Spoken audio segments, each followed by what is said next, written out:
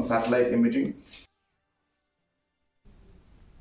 The Cabinet on Friday approved the Meghalaya Amendment Ordinance 2024 for increasing the contingency fund of the state from Rs 500 crores to Rs 1,000 crore.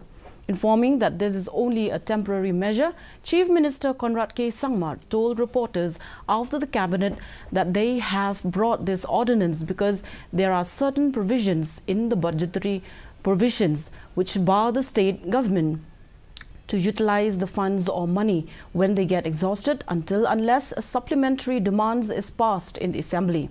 The Cabinet also approved the names of the 3 awardees of this year's Meghalaya Day Awards and the official state anthem.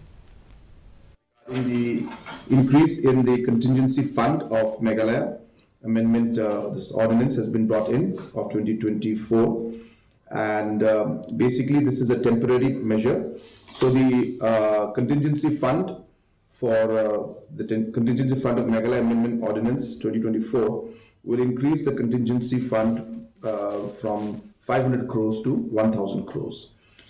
Just so that people will understand what this technically means.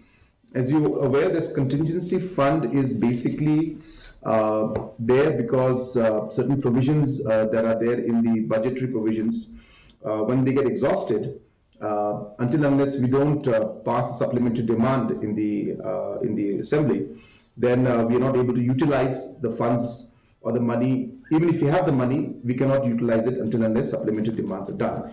So when in the situation where supplementary demands cannot be passed in the Assembly, contingency fund provisions are used.